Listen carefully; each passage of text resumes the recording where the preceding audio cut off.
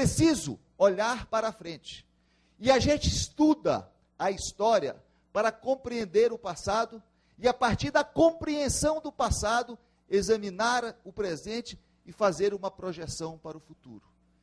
No momento em que nós estamos realizando um debate transmitido via internet, nós fomos surpreendidos com uma das mais absurdas impugnações ao processo eleitoral. E esta impugnação, doutor Brandão, era contra o voto pela internet, contra o processo eletrônico, contra os avanços que representam a rede mundial de computadores. Diante disto, simboliza o que pode nos esperar pela frente se a magistratura brasileira não fizer a opção do avanço, se a magistratura brasileira não fizer a opção que é, neste momento histórico, nesta quadra da história brasileira, fundamental para se adotar. Eu não sabia que teríamos essa magnífica surpresa de podermos falar com o mundo através da internet. Lenin diz uma frase muito sábia, e acho que ele entende um pouquinho mais das coisas do que muitos de nós. Ele diz, muitas vezes é preciso dar um passo atrás para dar 2, 3 para frente. Isso ele escreveu na sua história de vida, com a sua experiência. E queria dizer sobre o processo eleitoral, e até aproveitando a presença do presidente Moza Valadares, dizer que não há nenhuma suspeita de fraude contra colega algum. O que nós fizemos ao impugnar o processo de votação pela internet, depois de ouvir um dos maiores especialistas em segurança de sistemas no nosso país, é que o sistema é vulnerável e por esse motivo, exclusivamente por esse motivo, nós não concordamos que a votação pudesse ser feita por esse meio. E fica esclarecido aos colegas que nos veem e ouvem pela internet que nós não somos contra a modernidade. Pelo contrário, eu fui o primeiro juiz no Brasil a fazer uma audiência com computador. Primeiro processo de apuração eletrônica de votos, quem levou no TRE de São Paulo fui eu. Portanto, se há alguém moderno há mais tempo, sou eu. Paguei um altíssimo preço por ser moderno. Mas fica aí dito que nós não somos contra, nós apresentamos um trabalho seríssimo que coloca em dúvidas.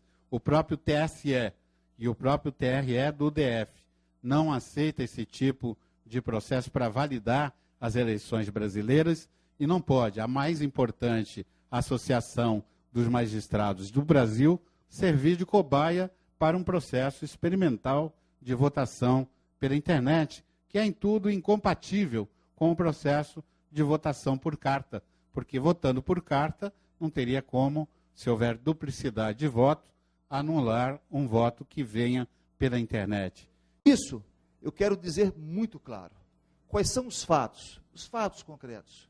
Quem está se propondo a realizar a eleição pela internet para a MB não é qualquer empresa desconhecida, é o Tribunal Regional Eleitoral do Distrito Federal.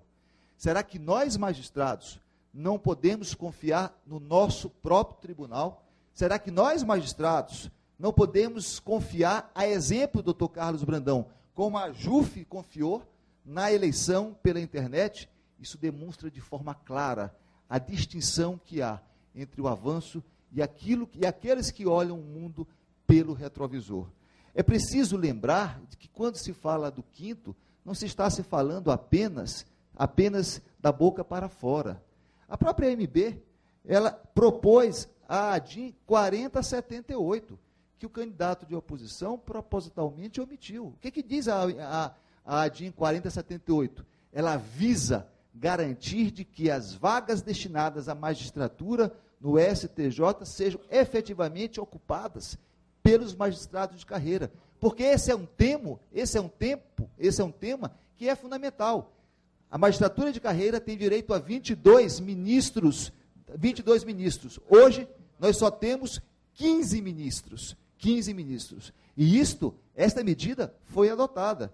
Como foi também, e às vezes eu fico me imaginando, de fato, talvez pela experiência que o nosso opositor tem, ele tenha sido deputado ou senador, porque ele sempre coloca como se ele estivesse apresentando a proposta, como se ele estivesse apresentando a proposta, e se esquece de que os nossos maiores opositores no Congresso Nacional são justamente oriundos do estado dele, são justamente oriundos de São Paulo. Por essa razão, eu quero pedir a cada um dos colegas, quero pedir àqueles que nos assistem pela internet, pedir a confiança. Nós temos a vitalidade, nós temos a experiência e nós temos as propostas necessárias para levar a magistratura ao patamar que ela merece, para levar a magistratura ao século XXI, para tratarmos cada magistrado de forma igual, desembargador Alencar, porque todos nós somos magistrados e, como tais, somos avalistas da democracia brasileira. Por isso, precisamos ser tratados de forma igualitária. Muito obrigado.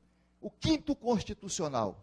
Não é mais possível convivermos com esta chaga na magistratura brasileira, que de nada contribui para o aprimoramento institucional do serviço que prestamos à sociedade. Nós falamos, de fato, sobre o quinto.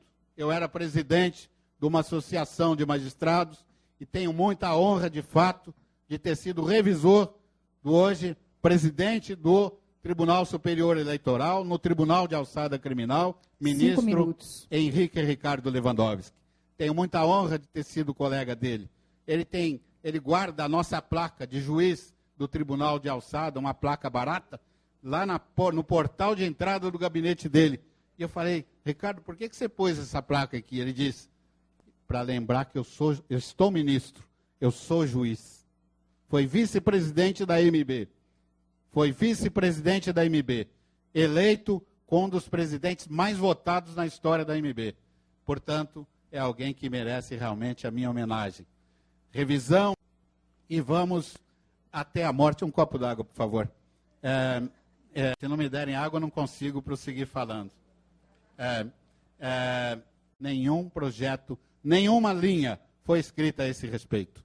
Portanto, quando nós falamos de quinto, que o quinto precisa ser aperfeiçoado, eu não falo de um binóculo. Eu falo porque eu tive assento no órgão especial do Tribunal de Justiça de São Paulo. E lá eu tive que devolver lista porque um candidato havia sido reprovado 10 vezes no concurso da magistratura. E eu tive que devolver e dizer, e o Supremo nos obrigou a dizer por que estávamos devolvendo. E nós dissemos. Portanto, eu tenho autoridade para falar sobre quinto, porque mais do que ver por um binóculo, eu participei de indicações de quinto, que é um instrumento constitucional que existe. É fundamental para a verdadeira união, é fundamental para a unidade consistente, que tenhamos igualdade de condições.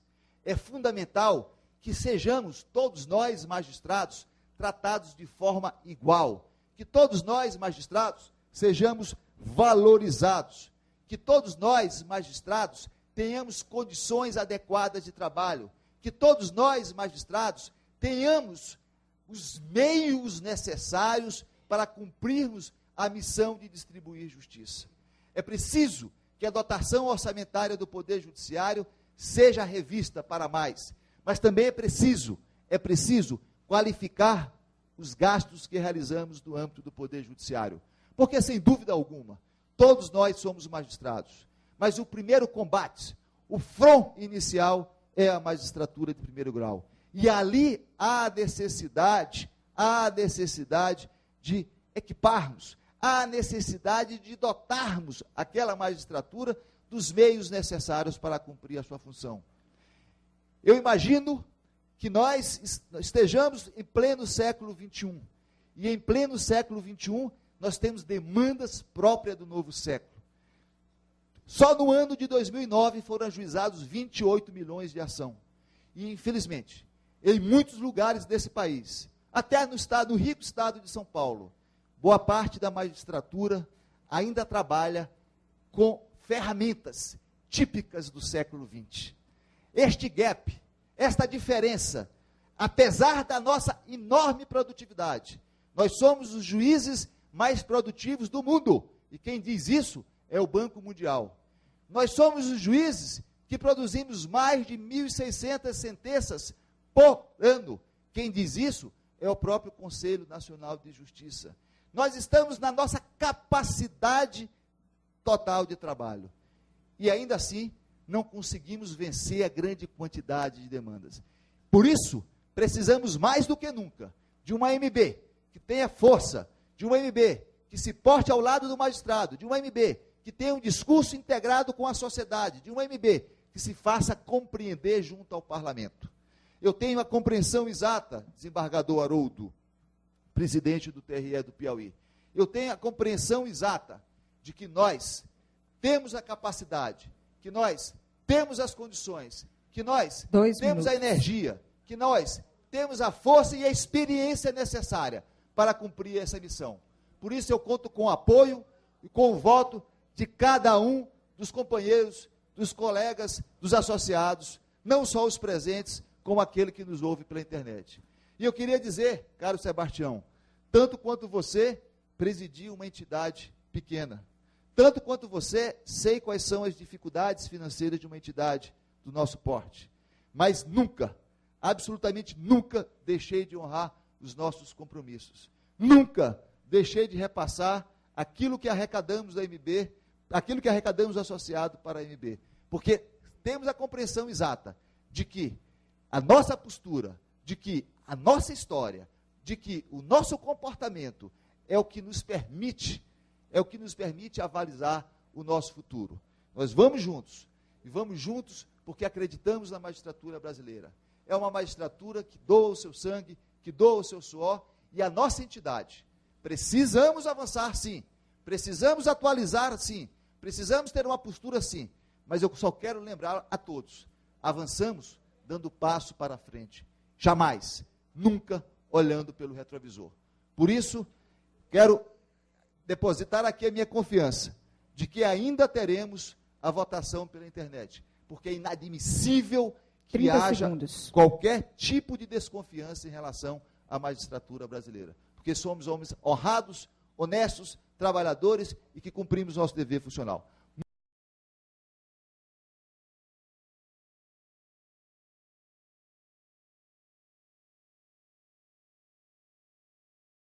Não sou partidário dessa aprovação, até porque meu pai faleceu com 72 anos e era um esportista. Lógico que eu não iria aprovar um tipo de emenda como essa, até pelo meu passado familiar.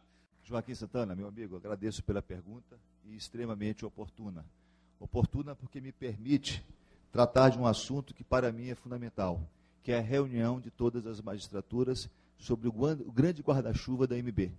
Efetivamente, a Justiça Estadual representa 80% da movimentação processual nesse país. Mas nós não podemos deixar de nos lembrar da participação da magistratura do trabalho e da magistratura federal. Quero dizer o seguinte, se nós vencermos a eleição, um dos primeiros atos que nós iremos fazer é reunir a ANAMATRA e a JUF, cujos presidentes têm uma excelente relação, para traçarmos um plano de atuação conjunta, sobretudo no âmbito do Congresso Nacional e no âmbito do Conselho Nacional de Justiça. Este será o primeiro passo para reunir todas as magistraturas no sentido de darmos uma direção única aos nossos interesses. Quero dizer também de que a AMATRA 18, que é a AMATRA 17, que é a AMATRA de Campinas. Esta AMATRA, nós fizemos contato e ela estará voltando para a MB tão logo termine o processo eleitoral. Tenho a compreensão de que é fundamental. O que é que garante a unidade da magistratura? O que garante a unidade da magistratura é o tratamento igualitário, é fornecer a todos os segmentos, a fornecer a todas as instâncias as mesmas condições e as mesmas ferramentas de trabalho.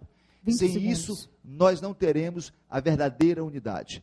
A magistratura, ela é nacional e deve ser tratada como tal, não só nas obrigações, mas também nos direitos. E eu quero dizer o seguinte, de que se nós efetivamente quisermos um judiciário forte, precisamos democratizá-lo com a participação de todos.